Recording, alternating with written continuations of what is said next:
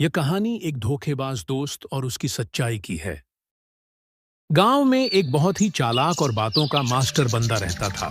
उसका नाम था बंटी। बंटी की एक खासियत थी। उसे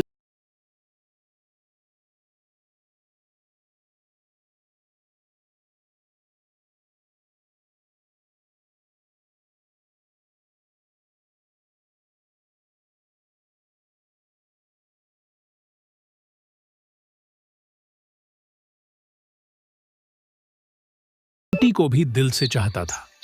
एक दिन मुन्ना ने अपनी जिंदगी भर की मेहनत की कमाई से एक खेत खरीदा।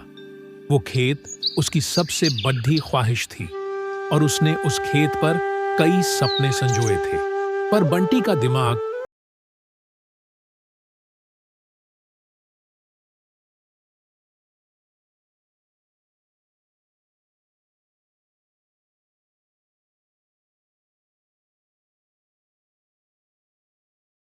लेकिन वहां की जमीन बहुत खतरनाक है। रात में वहां अजीब अजीब आवाजें आती हैं। ऐसा कह रहे हैं कि वहां कोई बुरी आत्मा है।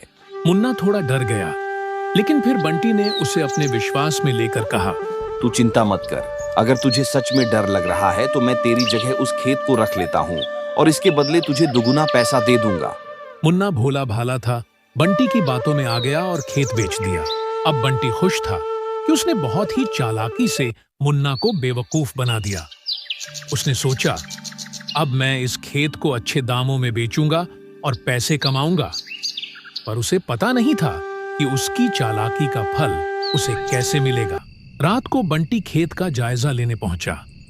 जब वो खेत में घुसा तो उसे एक अजीब सी सर्द हवा का एहसास हुआ। चारों ओर अंधेरा और सन्नाटा था। उसने हंसते हुए सोचा, मुन्ना भी क्या बेवकूफ है, ऐसा सुनसान और शानदार खेत छोड़ दिया।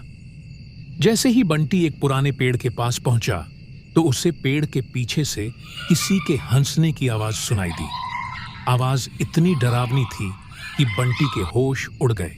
वो घबराते हुए इधर उधर देखने लगा, पर वहां कोई नहीं था। बंटी ने सोचा, अरे ये सब मेरे दिमाग का फितूर है।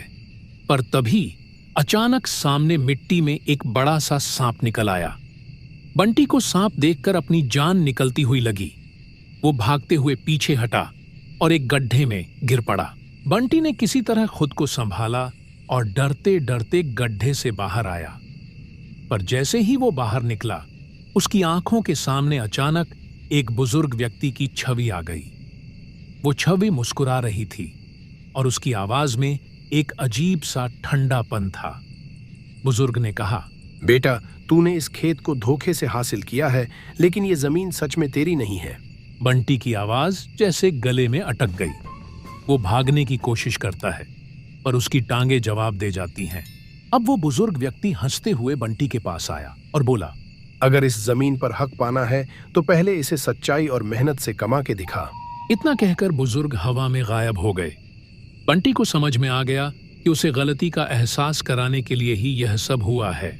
अगले दिन सुबह होते ही बंटी सीधा मुन्ना के पास गया और उसे सच बता दिया। उसने मुन्ना से माफी मांगी और फिर से वो खेत उसके नाम कर दिया।